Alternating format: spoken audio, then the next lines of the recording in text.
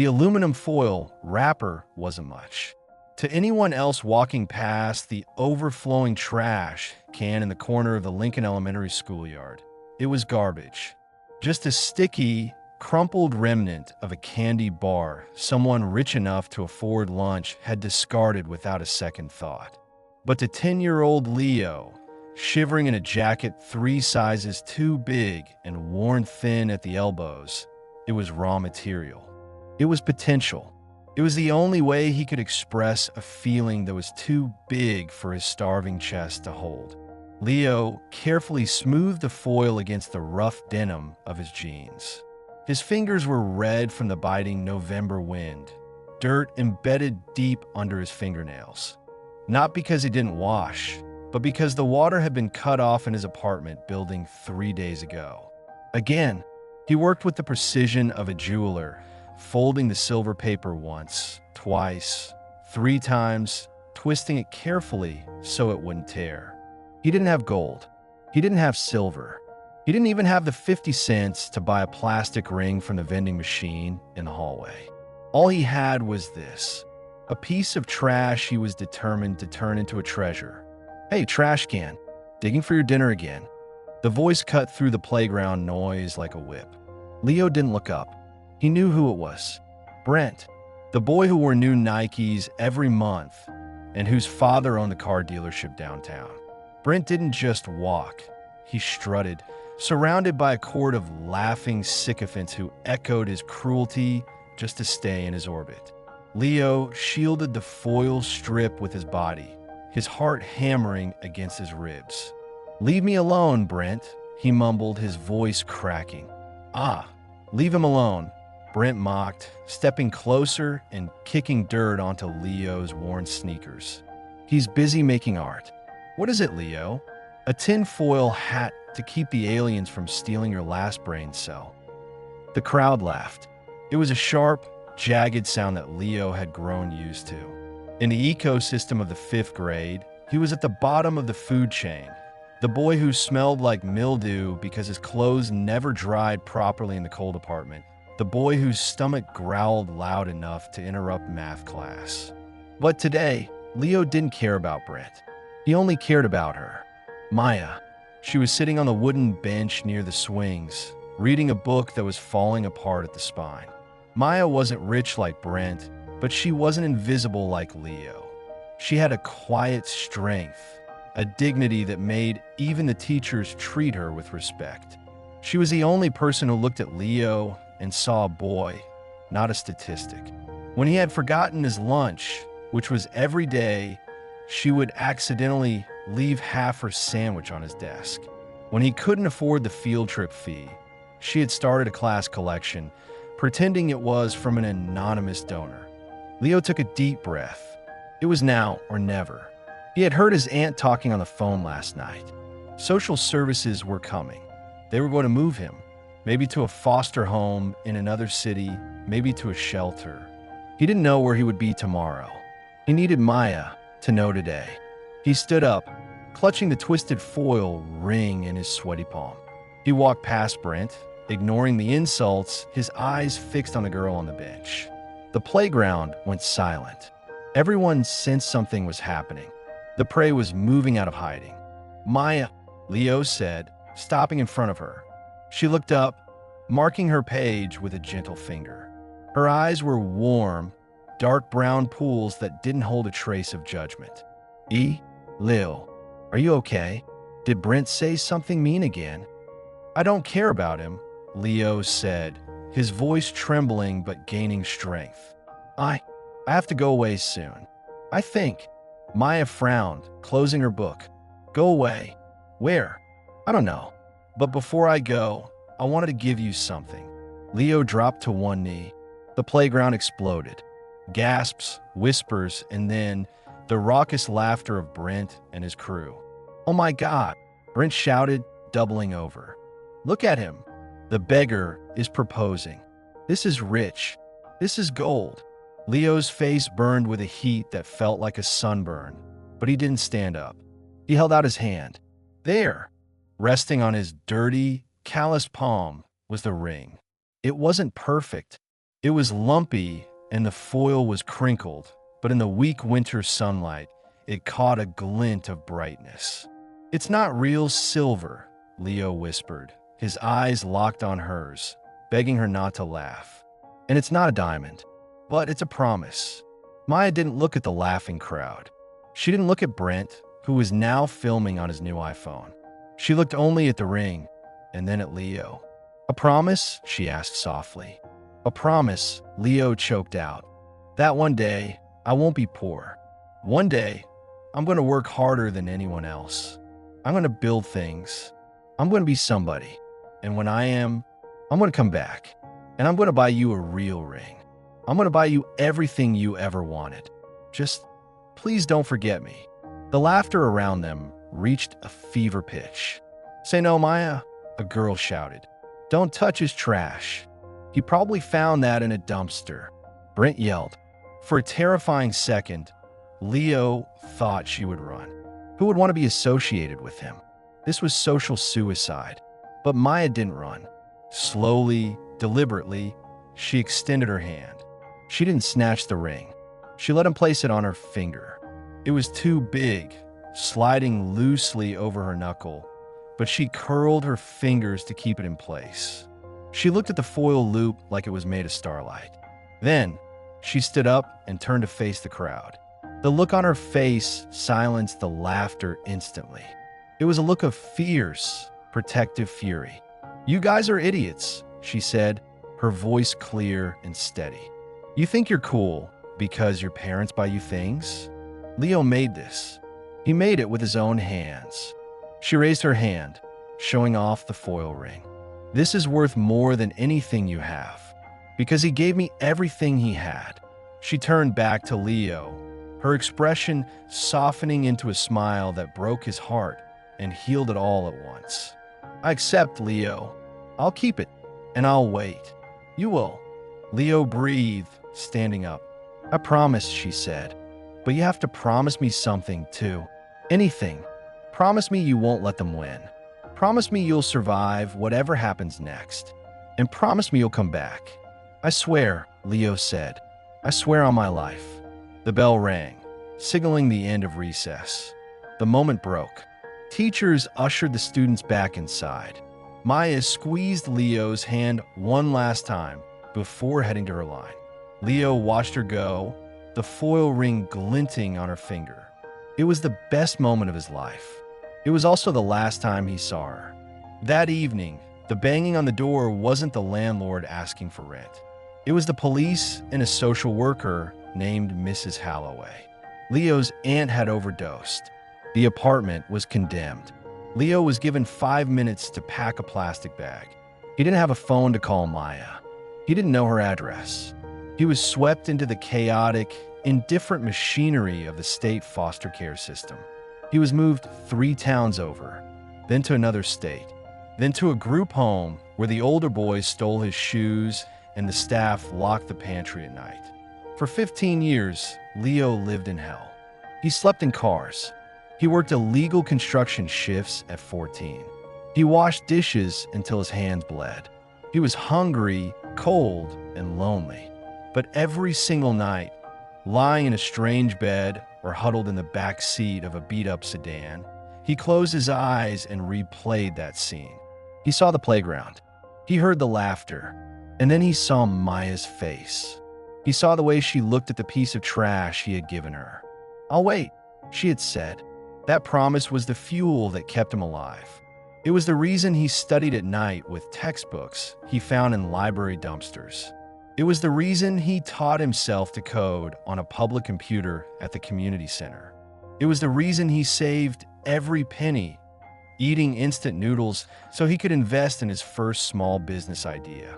Leo didn't just want to survive. He wanted to conquer. He needed to be worthy of the girl who had worn a paper ring like a crown. 15 years later, Leo wasn't Leo the trash can kid anymore. He was Leo Sterling, CEO of Sterling Dynamics, a man whose name appeared in Forbes and whose software ran half the logistics companies in the country. He wore suits that cost more than his childhood apartment building. He drove a car that made a sound like a purring panther. but his finger was empty. He had never dated. He had never married. He had returned to his hometown 3 years ago. He had hired private investigators. He had searched records. But Maya was a common name, and the school records from that year had been lost in a district flood. He knew she was Maya Davis, but there were hundreds of Maya Davises. He couldn't find her until one rainy Tuesday. Leo was standing in the lobby of the Sterling Tower, his headquarters. The marble floors gleamed under the chandeliers. He was checking his watch, impatient for a board meeting, when a commotion near the revolving doors caught his attention. "Please, I just need to ask about the application," a woman's voice pleaded. It was strained, desperate. "Ma'am, for the last time, cleaning staff are hired through the agency, not here. You need to leave," the security guard barked, stepping forward to physically block her path. "I tried the agency. They said they aren't taking anyone without a permanent address. Please, I'll scrub the floors with a toothbrush if I have to. I have a daughter. She's sick. I just need a chance." Leo froze. The voice. It had changed. It was rougher, deeper, worn down by years of struggle. But there was a cadence to it, a specific, quiet dignity beneath the desperation. He turned slowly. The woman was wearing a soaked gray raincoat that was too thin for the weather. Her shoes were held together with tape, just like his had been. Her hair was tucked under a cheap beanie, and her face was gaunt, with dark circles carved under her eyes. She looked like she hadn't slept in a week. She looked broken, but on her hand, Leo squinted. The guard grabbed the woman's arm to escort her out. She raised her hands in surrender, clutching a worn-out purse. "Don't touch me. I'm leaving," she cried. As she raised her hand, the lobby lights hit something on her ring finger. It wasn't a diamond. It wasn't gold. It was a flattened, gray, tattered strip of something that looked like aluminum foil. It was barely holding together, likely reinforced with tape over the years, but it was there. The air left Leo's lungs in a rush. The boardroom, the meeting, the millions of dollars at stake, it all vanished. "Stop!" Leo shouted. His voice echoed off the marble walls, a thunderclap of command that made the entire lobby freeze. The security guard let go of the woman's arm instantly, looking terrified. Leo walked across the lobby. His heart was hammering against his ribs, just as hard as it had on that playground 15 years ago. He stopped 3 feet away from her. The woman looked up, fear in her eyes. She saw a powerful man in a bespoke suit, a man who could probably have her arrested for trespassing. She shrank back, clutching her purse to her chest. "I'm sorry, sir," she whispered, her eyes cast down. "I didn't mean to cause trouble. I'm going." "Let me see your hand," Leo commanded. His voice shook. The woman flinched. "What?" "Your hand," Leo said, stepping closer. "Please." Trembling, she held out her left hand. Leo looked down. There it was, the wrapper. It was ancient now. The silver faded to gray, the edges frayed, wrapped carefully in clear tape to keep it from disintegrating. But the twists, the 3 specific folds he had made with his freezing fingers. He knew them. He had memorized the topology of that trash. He looked up at her face. He looked past the exhaustion, past the hunger, past the years of hardship. He looked into the brown eyes. "Maya," he whispered. The woman froze. Her breath hitched. She squinted at him, confusion warring with fear. She searched his face, the jawline that was now sharp, the shoulders that were broad, the eyes that were no longer terrified but still held the same intensity. "How?" she stammered. "How do you know my name?" Leo didn't answer. Instead, he did the only thing he could think of, right there in the lobby of his multi-million-dollar empire. In front of his staff and the security guards, Leo Sterling dropped to one knee. The silence in the lobby was absolute. It was a cavernous, heavy silence that swallowed the hum of the automatic doors and the distant ring of telephones. 50 employees, 3 security guards, and a handful of visiting clients stared in disbelief. Leo Sterling, the man known as the Iron CEO, the man who negotiated million-dollar deals without cracking a smile, was on his knees on the cold marble floor in front of a shivering, homeless woman. Maya stared down at him, her body trembling so violently that her teeth chattered. She didn't see a CEO. She saw a threat. She saw a man in a suit mocking her, just like the rich kids used to do on the playground. She tried to yank her hand back, shame burning through her exhaustion. "Please," she whimpered, tears cutting clean tracks through the grime on her cheeks. "Please don't make fun of me. I'll leave. I swear I'll leave." "I'm not making fun of you," Leo said. His voice was raw, stripped of all authority, leaving only the boy he used to be. He didn't let go of her hand.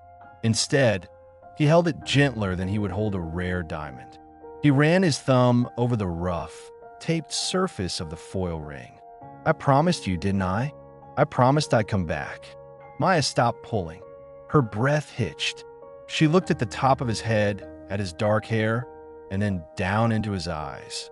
Those eyes, they hadn't changed. They were the same intense, desperate eyes that had looked at her over a trash can lunch 15 years ago. The memory hit her like a physical blow.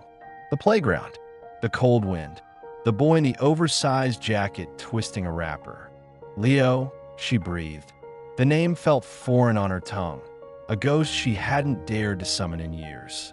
Leo smiled and tears spilled from his eyes, landing on their joined hands. Maya, you kept it. You came back," she whispered, her legs giving out. Leo caught her before she hit the floor. He stood up, scooping her into his arms as easily as if she weighed nothing, which, tragically, she almost did. She smelled of rain and old clothes, a scent of poverty that Leo knew better than anyone. It didn't repel him. It enraged him. It broke him. "Mr. Sterling," his assistant, Jessica, rushed forward, clutching a tablet, looking horrified. "Sir, the board is waiting. The investors from Tokyo. What are you doing? Should I call the police?" Leo turned to look at her. His expression turned to ice. "Cancel the meeting," he barked. "But sir," "Cancel everything. The board, the investors, the lunch. Clear my schedule. For the rest of the day. No, for the rest of the week." He looked at the security guard who had grabbed Maya's arm earlier. The man was pale, backing away. "And you," Leo said, his voice low and dangerous. "You try to throw her out like garbage. Look at her. Look at this woman. I didn't know, sir. She looked like a vagrant. She is the reason you have a job," Leo said, tightening his grip on Maya. "She's the reason this building exists. If you ever treat a human being like that again in my lobby, you won't just be fired. I will destroy your career. Do you understand?" "Yes, sir," the guard squeaked. Leo turned and carried Maya toward the private elevator. The doors slid shut, sealing them in a golden box of silence, leaving the stunned lobby behind. Inside the elevator, Maya shrank against the mirrored wall. She looked at her reflection next to his, a scarecrow next to a king. She tried to cover the holes in her coat. "You can put me down," she murmured, her voice hoarse. "I'm dirty. I'll ruin your suit." "I don't care about the suit," Leo said. He didn't put her down. He held her until the doors opened onto the penthouse floor. He walked her into his office, a space of glass and steel overlooking the city skyline. He placed her gently on the Italian leather sofa. She sat on the edge, terrified to lean back. Leo didn't sit behind his massive desk. He grabbed a bottle of water and a protein bar from a side table, tore them open, and handed them to her. "Eat, please." Maya hesitated, then grabbed the food. She ate with a frantic, heartbreaking speed. Leo watched, recognizing the hunger. He had eaten like that for years. He turned away to pour a glass of water, giving her a moment of dignity. "Where have you been, Maya?" he asked softly, his back to her. I looked for you. I hired investigators. They said you vanished. I didn't vanish, Maya said, her voice stronger after the water. I fell. Leo turned around, pulling a chair close to sit in front of her. Tell me. Maya looked at the paper ring on her finger. She twisted it nervously. After you left, things got bad. My dad got sick. Cancer. It took everything. The house, the savings, the car. He died when I was 16. Leo flinched. Maya, I'm so sorry. I was in the system for a bit, she continued, staring at the floor. But I aged out. I tried to go to college, I really did. I worked 3 jobs. But then, she paused, biting her lip. Then I met someone. I thought he loved me. I thought he was my ticket out. But he wasn't you, Leo. He wasn't kind. She pulled her coat tighter around herself. He left when I got pregnant. Took the rent money. Left me with debt I couldn't pay. I got evicted 2 years ago. We've been bouncing around. Shelters. Motels when I can clean enough houses. The street when I can't. Leo felt a murderous rage bubbling in his chest toward the faceless man who had hurt her, but he pushed it down. You said, you have a child. Maya's head snapped up. Panic flooded her eyes. Lily, she's 5. Leo, she's sick. That's why I came here. That's why I was begging. She has a fever, a bad one. I left her with a friend in a tent under the overpass because I couldn't bring her in the rain. I just needed a job to buy antibiotics. They cost $40. I just needed $40. $40. Leo looked at his watch. It cost $50,000. He looked at his shoes. They cost $2,000. And the girl who had saved his life was living in a tent, unable to afford $40 to save her daughter. Why didn't you sell it? Leo asked suddenly. Maya blinked. Sell what? The ring. Leo pointed to the foil band. It's aluminum, but maybe a collector? Or why did you keep it? It's trash, Maya. It's just a candy wrapper. You could have thrown it away 1,000,000 times. Why are you still wearing it? Maya looked down at her hand. A tear fell onto the foil. It wasn't trash, she whispered fiercely. It was the only thing I had that was real. When my dad died, when I was sleeping in bus stations, when I was hungry, I would look at this ring. I would remember that someone once promised to come back for me. It was my shield, Leo. It was the only proof I had that I was worth something, that I wasn't just dirt. She looked up at him, her eyes burning. You promised you'd buy me the world. I didn't need the world. I just needed the hope that the world wasn't completely evil. This ring was my hope. I couldn't sell hope. Leo broke. The iron CEO crumbled. He buried his face in his hands and wept. He cried for the wasted years, for her suffering, for the sheer, impossible loyalty of a girl who loved a ghost enough to wear garbage on her finger for 15 years. Maya reached out. Her rough, cold hand touched his hair. Don't cry, she whispered. You're here now. You kept your promise. Leo looked up. His eyes were red, but his expression had changed. The sadness was gone, replaced by a terrifying determination. He stood up. He didn't look like a boy anymore. He looked like a titan. Where is she? Leo asked. Who? Lily. Where is your daughter? Under the 4th Street Bridge, in a green tent. Leo grabbed his phone. He dialed a number. Get the car around. Now. And call Dr. Eris. Tell him to meet me at the penthouse in 20 minutes. Tell him to bring a pediatric team. I don't care if he's in surgery. Pull him out. He hung up and extended his hand to Maya. We're going to get her, Leo said. Leo, you can't go there, Maya said, panicking. It's dangerous. It's dirty. Your suit.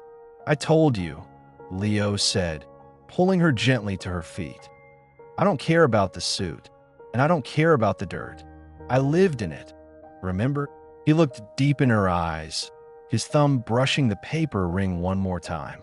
Maya, you waited 15 years with a piece of paper. Today, I'm going to turn that paper into steel.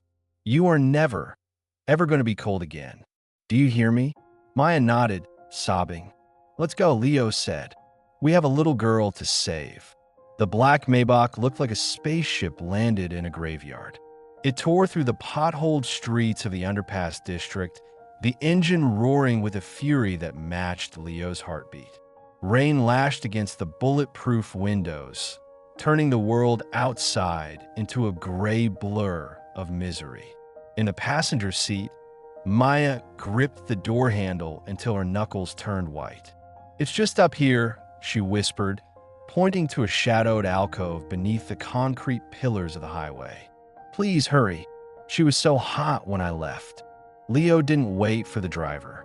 He threw the car into park before it fully stopped, kicked the door open, and stepped out into the freezing mud. His $2,000 Italian loafers sank into the filth. The rain instantly soaked his tailored jacket. He didn't blink. Show me, he commanded. They ran toward a cluster of tattered tents. The smell was overwhelming. Rotting trash, exhaust fumes, and damp despair. Maya ripped open the flap of a small, green tent that was sagging under the weight of the water. Lily, Mommy's here. Inside, huddled under a pile of damp blankets, a tiny 5-year-old girl lay shivering. Her face was flushed an angry red, her breathing shallow and raspy. Leo fell to his knees in the mud, crawling into the cramped space. He touched the girl's forehead. It was burning. She's burning up, Leo said, his voice tight. We don't have time for the ambulance. He scooped the child up, blankets and all. Lily whimpered, barely conscious. Mommy, I've got you, baby, Maya sobbed, grabbing Lily's cold hand. We're going. We're safe. Leo stood up, shielding the child from the rain with his own body. Mud smeared across his white dress shirt. Grease from the tent stained his silk tie. He looked like a warrior carrying a wounded comrade. He marched back to the car, ignoring the stares of the other homeless residents who had gathered to watch the spectacle. Get us home, Leo told his driver as he slid into the back seat, cradling Lily. And tell Dr. Aris if he's not there when the elevator doors open, I'm buying the hospital and firing him. The ride back was a blur of speed and silence. Maya sat next to Leo, one hand on her daughter's chest, checking for the rise and fall of breath. Her other hand, the one with the paper ring, rested on Leo's knee. She was holding on to him like an anchor in a storm. When they reached the Sterling Tower, they bypassed the lobby. The private elevator shot them up 60 floors in seconds. The doors opened, and the contrast was blinding. From the gray, freezing mud to the warm, golden light of the penthouse. Dr. Aris and 2 nurses were already there, a mobile medical station set up in the living room. She has a fever of 104, Leo barked, laying Lily gently onto the white sofa. She needs fluids. She needs antibiotics. Fix her. For the next hour, the penthouse became an ER. Leo stood in the corner, dripping wet, watching every move the doctors made. He didn't change his clothes. He didn't check his phone. He stood guard. Maya sat by Lily's head, stroking her hair, whispering lullabies. Finally, Dr. Aris straightened up and removed his stethoscope. He turned to Leo and Maya with a tired but reassuring smile. She's going to be fine, the doctor said. It's severe pneumonia, and she's malnourished, but we caught it just in time. The 4 fluids are working. The fever is already breaking. She just needs rest, warmth, and real food. Maya let out a sound that was half laugh, half sob. She slumped forward, burying her face in the expensive cushions. Thank you. Oh God, thank you. She stays here, Leo said instantly. Set up a room. Whatever equipment you need, bring it in. Nobody leaves until she's 100% healthy. As the nurses settled Lily into a deep, peaceful sleep, Leo finally turned to Maya. You need a shower, he said gently. And you need to eat. The guest suite is prepped. There are clothes. I had my assistant grab some things. They might be a little big, but they're warm. Maya looked down at her filthy coat, then at Leo's ruined suit. Leo, look at you. You ruined everything. Leo looked down at his mud-caked trousers and stained shirt. He shrugged. I told you once, Maya. I promised to work hard. I promised to build things. But clothes? Money? It's just stuff. It's just wrapping paper. He walked over to her and lifted her chin with a finger. Go clean up. Rest. When you wake up, we have to talk. About the promise. Maya nodded, exhausted. She walked toward the guest room, looking back once to make sure Lily was still breathing, still safe. 2 hours later, the penthouse was quiet. The storm outside had passed, leaving the city lights twinkling below like a carpet of diamonds. Lily was sleeping soundly in the guest room, a nurse reading a book in the corner. Maya stepped out into the living room. She had showered, scrubbing 15 years of grime from her skin. She was wearing a soft, white cashmere robe Leo had provided. Her hair was clean, falling in soft waves around her face. She looked like a different person. She looked like the Maya from the playground, just grown up. Except for one thing. Leo was standing on a balcony, looking out at the city. He had changed into a fresh black suit, sharp and intimidating again. But when he heard the glass door slide open, he turned and his face softened. Maya walked out to join him. The wind was cold, but up here it felt fresh, not biting. She's sleeping, Maya said softly. She looks like an angel. I haven't seen her sleep that peacefully since she was born. She's safe now, Leo said. And so are you. I meant what I said, Maya. You're never going back to that tent. I don't care what I have to do. I'll buy the whole block if I have to.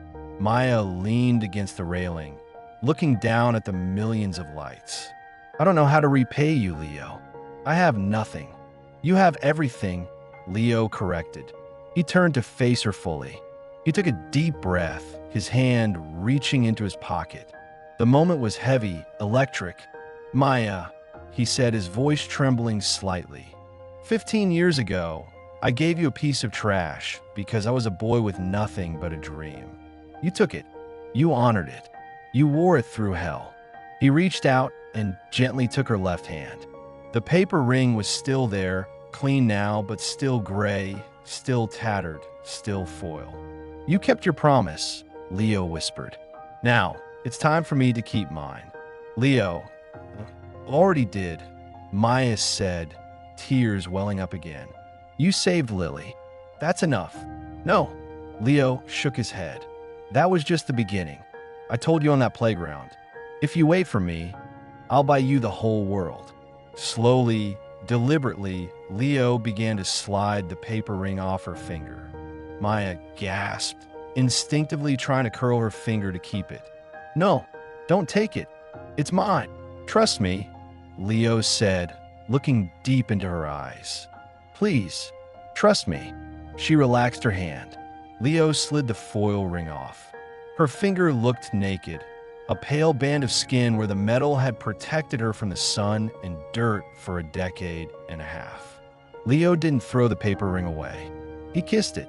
He placed it carefully into his breast pocket, right over his heart. Then, he reached into his other pocket and pulled out a small black velvet box. He opened it.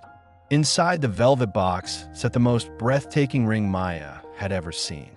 It wasn't gold. It was platinum, cool, bright, and silver-colored, designed to mimic the exact shade of that old candy wrapper. But where the foil had been crinkled, this ring was paved with hundreds of tiny, flawless diamonds. And in the center, a massive, radiant-cut diamond burned with a fire that rivaled the city lights below. Maya gasped, her hands flying to her mouth. Leo, I can't. It's platinum, Leo said, his voice thick with emotion. Because silver foil wasn't strong enough to last forever. But this will. He took the ring and slid it onto her finger. It fit perfectly. It was heavy, solid, real. It replaced the ghost of the paper ring with the weight of a promise fulfilled. Maya Davis, Leo said, dropping to one knee for the second time that day. but this time on a private balcony under the stars, not a dirty playground or a public lobby. You loved me when I was nothing. You believed in me when I was trash. You're the only person in this world who knows who I really am. I don't just want to help you. I want to honor you. I want to be a father to Lily. I want to spend the rest of my life proving that I'm worthy of that paper ring you wore. He looked up, tears streaming down his face. Will you marry me? For real this time? Maya fell to her knees to meet him. She wrapped her arms around his neck, sobbing into his shoulder. Yes, yes, Leo. 1,000 times yes. They held each other as the wind howled around the tower, two survivors who had finally found their way home. 1 year later, the Lincoln Elementary School playground had never looked like this. There were white silk tents, thousands of roses, and a string quartet playing softly near the swing set. It was the strangest location for a celebrity wedding of the decade, but Leo and Maya wouldn't have it anywhere else. The press was kept outside the gates. Inside, it was just friends, staff from the Sterling Tower, and the doctors who had saved Lily. Lily, now a healthy, laughing 6-year-old in a fluffy pink dress, walked down the aisle tossing petals. She ran to Leo at the altar, and he scooped her up, kissing her cheek. He had legally adopted her 3 months ago. She called him Dad. Then came Maya. She wore a dress that cost more than the entire neighborhood, but she wore it with the same grace she had worn her rags. When she reached Leo, the world seemed to stop. They didn't exchange traditional rings. Leo had the platinum diamond ring, but Maya had a surprise. She pulled out a small box. Inside was a simple, thick band of brushed steel. I can't make you a paper ring anymore, she said during her vows, her voice ringing clear over the silent crowd. But I promise to love you whether you live in a penthouse or a tent. I promise that you are my home. When they kissed, the crowd erupted. It was a victory not just for them, but for love itself. The legacy. But the story didn't end at the wedding. Leo and Maya knew that happily ever after wasn't enough. They remembered the cold. They remembered the hunger. 6 months after the wedding, they cut the ribbon on a massive new building in the center of the city, the Paper Ring Foundation. It wasn't just a shelter. It was a launch pad. It provided housing, education, and job training for single mothers and aging out foster kids. It gave them suits for interviews. It gave them dignity. In the lobby of the foundation, right in the center, stood a bulletproof glass case on a marble pedestal. Inside, bathed in museum-quality light, was not a diamond. It wasn't a pile of cash. It was a jagged, gray, taped-up strip of aluminum foil. A plaque beneath it read, "The most valuable object in the world. Proof that a promise kept is worth more than gold." Every day, Leo and Maya walked past that case hand in hand. They worked side by side, using their billions to make sure no other little boy had to propose with trash, and no other little girl had to wait 15 years to be saved. They had conquered the world, just like Leo promised. But they never forgot that it all started with a piece of garbage and 2 hearts that refused to let go. Narrator voice, the moral. This story reminds us that true love isn't about what you have in your bank account. It's about who stands by you when your account is empty. Maya invested her heart in a boy with nothing, and she got the world in return. Never underestimate the power of a small act of kindness, and never, ever break a promise to someone who believes in you. If this story touched your heart, hit that like button and share it with someone you love. And remember, the most expensive gifts don't come from a store. They come from the heart.